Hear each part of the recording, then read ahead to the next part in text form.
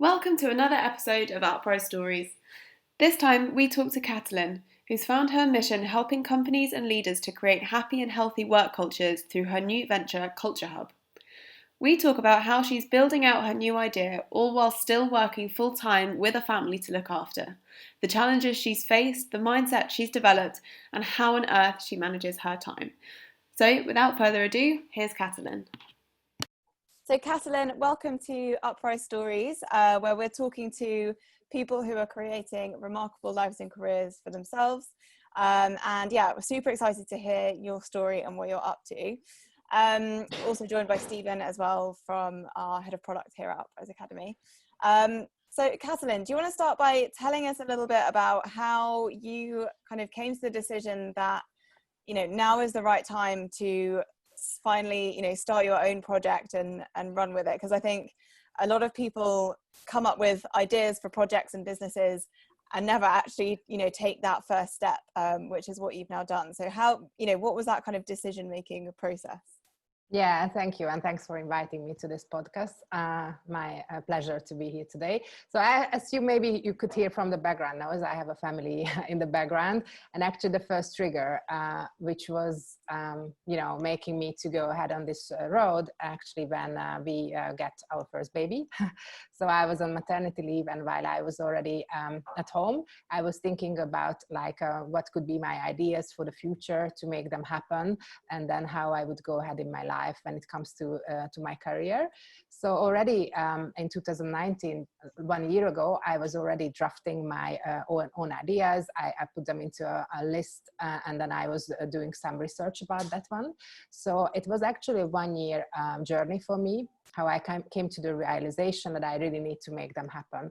And then while actually COVID started in March, and we are obviously from home, and with all the family schedule around, and then your career at the same time, it made me realize that maybe I should take those ideas again on the table and see what is possible. When do I want to do it? And that was actually the moment that in March and April that I saw Uprise advertisement on Instagram, and then it really talked to me. So it was like about a program that I can do it during the evening after my work, and then I can start working on my ideas to make them happen. So that was actually like idea phase 1 year ago, and then started to make it happen from April, May onwards this year. So yeah. Okay, was it kind of do you think actually the whole, having to go into lockdown in this pandemic situation, was that kind of, did you kind of then see that as an opportunity to kind of have a bit of time if you're working from home? You've got a bit more time and flexibility to actually put some real kind of thought and start taking action. So it was kind of having that extra space. Yes, actually, I didn't spend too much time anymore on commuting to my workplace. So at the end of the day, I was not that tired of, traveling, working, getting the kid from the crash. So that gave me more energy actually to focus on my own ideas already in the evening. So like after my work, that's actually the pandemic, how helped me to get to my ideas. So definitely, because it's not the flexibility, because when you work at home, also in a fast-paced environment, you're still in front of your computer, but those hours, the extra 2-3 hours, were not spent in commuting, and that gave me the extra those 2-3 hours to spend on my ideas. So yeah, definitely I am very grateful for this period, even though it's very it's unfortunate what is happening in the world. Yeah. How does that because I think what's fascinating about you is that you've had a job, you're a mom, and then at the same time you decide to start something on the side, right? And I think a lot of people might be thinking, I don't have time for this, or how am I going to make this work? And the stories about startup founders having to go all in from day one. How do you look at this, and how did you sort of time manage? Yeah, very good question. I looked at it from the beginning as an opportunity that I am given per day maximum 4 hours, which I can spend on this project.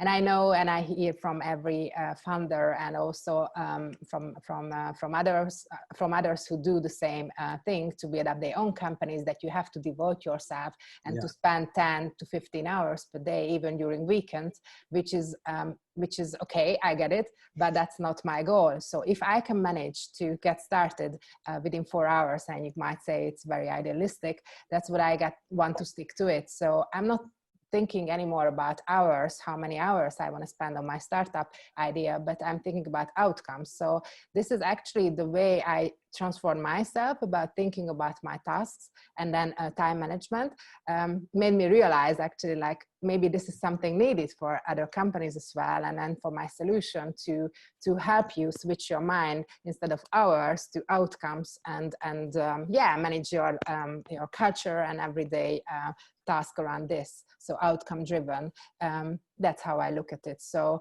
I'm not thinking anymore like, okay, I have 4 hours, like I have to spend on this, but I'm thinking about milestones, and then how much hours I need for that to get it, and that's it. So yeah.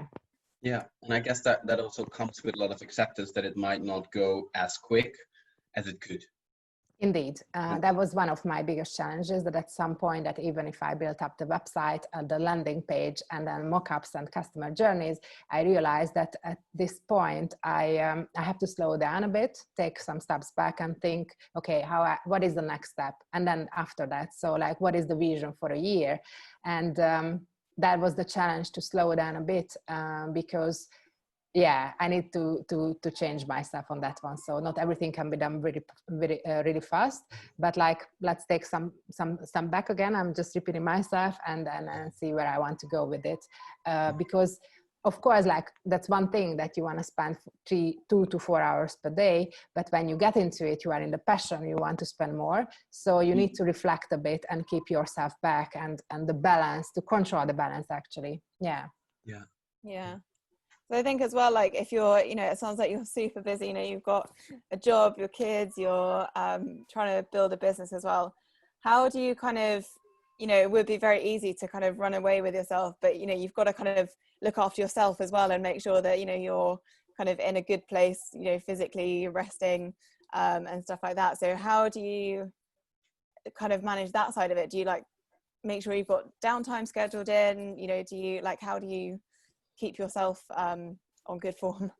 Yeah, I used to do my own work and my own life very impulsively and randomly. Whatever comes, I just do it and get it done, and that's it. What changed, that I have to plan ahead, not even for a day, but for a week and a month. And then you have it written that this is what you want to achieve, this is how much time I have, and then I schedule time for downtime indeed, or like for 20 minutes exercise every day, which doesn't take too much time. But if I don't do it, and I know that I won't have the energy. So actually, putting regular exercises and the planning into my life, that helped me to become more energetic and also more focused. And obviously I need to mention that I have someone in the family who helps me with this, my husband. So he has a part-time job, and he can also help out with family duties. So it's super balanced. And again, here I want to mention that my mission is not to become that obsessed with my own startup, but like also having the family life. So that it is also scheduled and agreed what types of activities I'm doing with my kid and what are his. And then weekends are, for example, only spent on family stuff. This cannot come into it, and that I stick to it. So yeah so almost like, obviously, time management, discipline, a lot of acceptance, taking in downtime, and also what I think you're saying is a lot of communication with your environment. Like, how am I going to make this work, and also being on the same side, so that doesn't cause any friction and wrong expectations, I guess.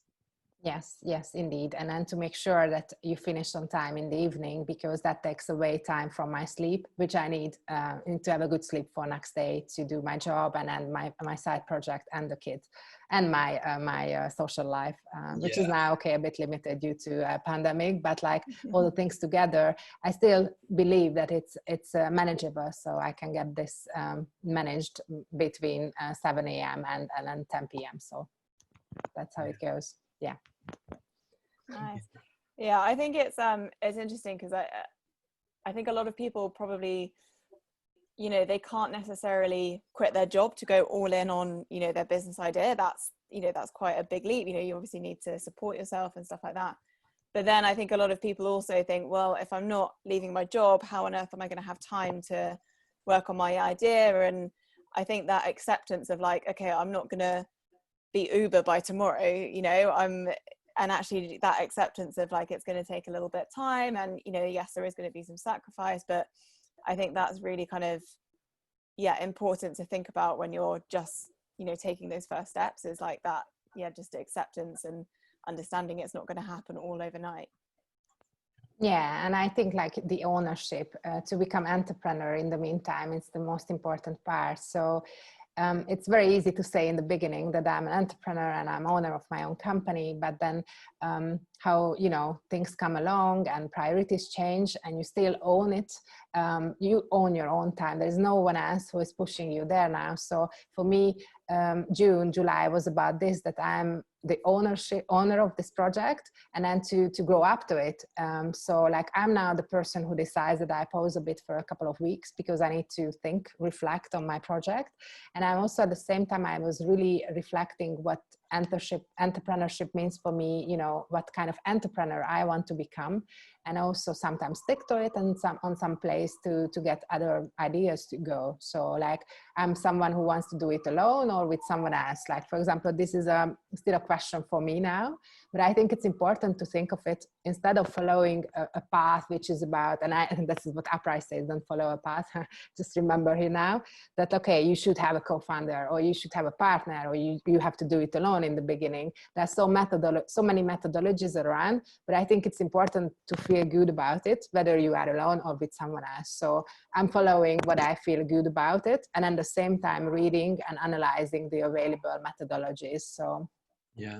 No, I mean, honestly, Katalin, you're saying so many important things. I think like what you're saying about reflection time, like you can only accelerate once you know what you're doing and have reflected on your learning. And I think the second thing you're mentioning there is vital, right? It's the ownership.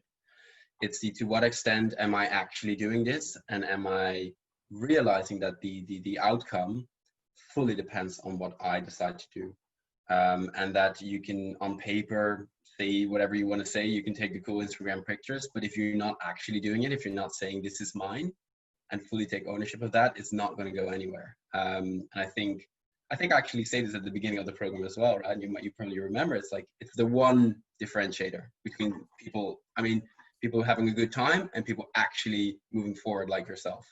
Vital, absolutely. Yeah, thank you. I think it's also very important, as you said, like to be authentic. So what are you are selling, that you are actually doing it by yourself. I would like to create a platform to change and help organizational culture transformation, or to start from the scratch, to become more inclusive and more like individual focused, and then to give the opportunity to the people who to get involved into that cultural design. And if I'm not the person who believes in this kind of values, it's pretty hard to sell, right? So, but I had to look into myself, like, okay, how much obsessed I can become my own project, how many hours I can spend on it.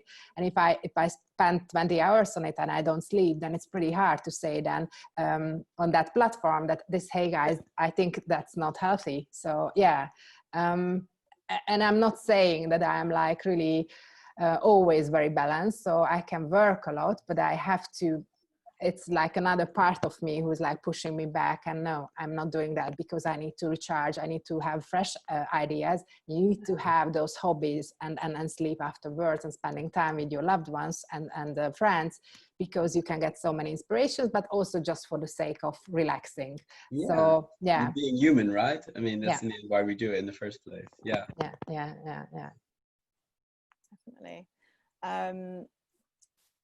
Yeah, I think so something else that I'm quite keen to talk about is kind of your journey from, you know, this idea that you initially had through to what it is now, because you kind of were talking a little bit there about what you're working on, but that's kind of changed, right? You sort of went through a bit of a pivot while you're working on your idea. So like, can you kind of talk me through what happened there, and why you made that decision to sort of shift what you were doing? Yeah, very good question. As I said in the beginning, I had a list of ideas. Even today, I have 15 ideas, which I believe in them. Like, oh, I think it would be really important to make them happen. And then when I joined Uprise, I had a different idea to get started on. But I always remembered maybe the verse from Stephen and also from Harry, which is about where you feel most alive, you know, like let's find a project where you feel that you are so much alive, it's so much aligned with you. And in the beginning, I think like, because obviously we are like our culture, like our personality is so different, you know, you have different aspects, that this idea is good as well, that one as well. But then when I started to do the validation for my own project, I started to realize the problem, the main problem. And then it went back to the culture of the companies or like different organizations. And I started to have like, wow, this could be a really interesting idea. And then I pivoted into a different direction. So basically the way I pivoted, because I was doing interviews with my targeted personas, I took it seriously, the validation phase, and I listened to the stories they were telling me. And that's how I switched the idea focusing on that one. I think it's important that you actually do all those validations and you keep continuing. And then now I stick to it. So this is what I want to do. I started to build up, and then later on we can still phrase a bit the entry points or how to actually get started on that. So yeah, how I get it. how difficult was that? Because on one hand, people always say like, you know, in the beginning it's hard and you just have to keep going.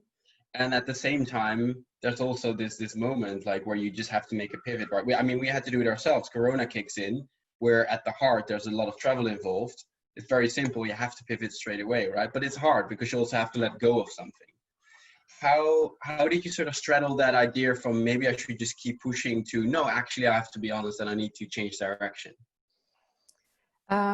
Good question. Actually, I think Kyle, your colleague, I was chatting with him, and he also said the same things, that usually he works on different projects at the same time, one stimulates the other one, and you have ideas. And then I was doing the same thing, right? Like I had my own idea in the beginning, and then I was doing interviews, and at the same time this was coming up already, Culturehub. And so for me, it wasn't that difficult because I'm super open for changes, and I felt really like I'm listening what they are saying and I'm translating already. So for me, it was a natural flow that it went into a different direction. But I get that part, like sometimes you have to stick to it. And then maybe that's more in the executional part, like, okay, I have this, I really want to make this happen, but I always want to keep myself open to ideas and feedback, like, okay, but like, how can I really make an impact? So what if I create something that I truly believe in, but it doesn't make an impact on the targeted personas world, or like in general in the world, like, but then let's find ways that I can make an impact. So the first problem was, or idea I had, that I really wanted to have to create inclusive culture and a re-entering program for mothers and also others who have a different backgrounds, so like in a different situation. But then I realized that it's not just about them, but the entire culture, like how can I make a biggest impact? And that's how I came to Culturehub. So I analyzed that instead of focusing on one niche, how to tackle the entire culture change in a different way.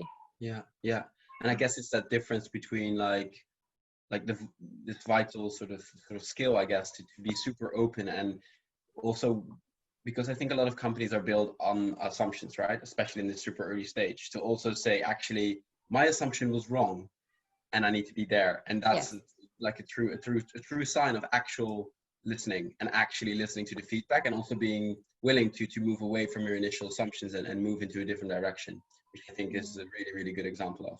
Really cool. Yes, I believe that. Yeah, it's hard to do as well when you know you've got your kind of first idea is always like your it's like your little baby, and I think it's so easy to get like attached to that first idea. But yeah, having that openness to be able to, you know, take on board you know, user feedback and all that kind of stuff and actually change it is super important. But yeah, I think I just want to add here, like this is coming not just part of my nature, but like I've spent the last 15 years in customer experience, customer success, customer satisfaction jobs, which makes you super open to feedback and then leaving your assumptions behind and become super humble when it comes to validation. So I think I got trained for it, that at some point you need to change, because that's just not going to work out in the way how you want it. So yeah. That's interesting.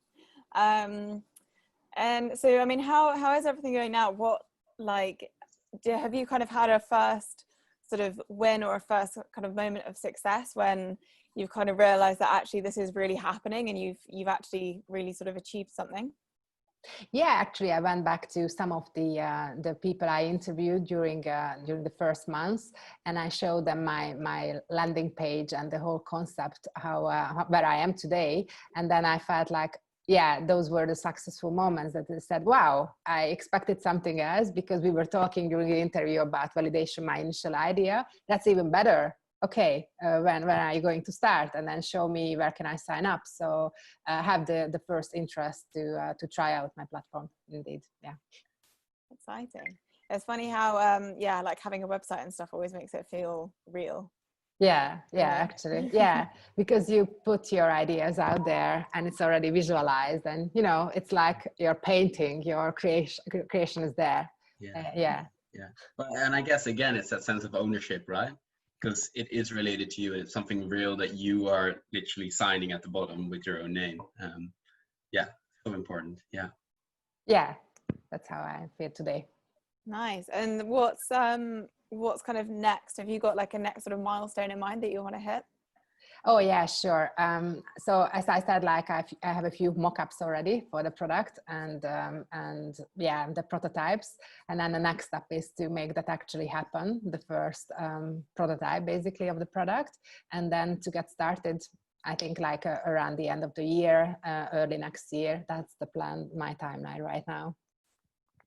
Exciting stuff. Yeah. And what sort of, I mean, if someone's listening to this and they're kind of thinking about like, oh, I've sort of got an idea, but I don't know whether I can go for it, is now the right time, and not sure whether to actually pursue it, what would you say is the biggest kind of piece of advice that you can give to someone in those shoes? Yeah, very good question, because there are so many insights to share on this, right? But really helped me to write down. It could be like a piece of paper or like digitally as well. Any ideas you have, maybe it could be one even more. And then also to write down your fears, which could be a real one, but also a kind of assumption about yourself and about your situation, about your time, what you can spend on this. And then talk to the ones who are going through it, like also like a Uprise community or alumni, to maybe have a session like getting started, how much time you would need, how much do you need actually to create a landing page, a Facebook page, validation, and then to make it very specific. Sometimes you imagine that it will take 10 hours to do all this, but it actually takes 2, or be smart with your own schedule. And then let's see how you can fit into your current situation, and then get some help from others on that one, like time management. I think it's about time management mainly, and understanding, because sometimes you don't know how much time it actually takes to do a user interview, or like, as I said, creating a page, and then you would be surprised, oh wow, I can be actually done within a morning, about this. It's more about, as your Uprise program offers, the beginning is so important, finding your why, spending enough time on those sessions, finding your mission where you feel most alive, because you will get stuck to it later, and then this is what you would do further, and you will remember it, why you are doing it actually. And I think it's sometimes important. After 3 months I went back to, so why I'm actually doing this, what do I want to achieve, and I keep going back to my vision board, which I created for myself, like, this is it, why I'm doing it, and this is what I would like to create with it, not just sticking to the plan, to the project, and get it done. Yeah, I think that's so important. Like, I think, it's very easy to have like so many different ideas of business ideas, project ideas, but if you can really define what that kind of mission and your your why is, then further down the road, whenever you're either, maybe you're having a down day or you're kind of struggling to make a decision, it's so easy once that's defined, to then, yeah, as you said, like go back to it and use that as almost like your guiding, you know, like a compass in a way, for where you go next. And I think it's important to dare to be different. So we have so many myths about entrepreneurs, startups today. There are so many startups and scale-ups around, and to be yourself instead of following the path. So that's why I like to say that you are creating your own venture, which could be anything. It could be a shop, it could be digital, not digital, creating a community. But the important part is you. How do you feel about it? Is it making you feel overwhelmed already after the first months, or do you feel okay with it? So it should be your passion, your a good feeling, creating good feelings instead of creating an extra stress, source of stress. So I like the part of Uprise, which is talk about financing, that it's not just about, you know, getting your investors in and then feeling stressed about it later, but it could be that there are so many other ways to go around financing. So I like that part a lot.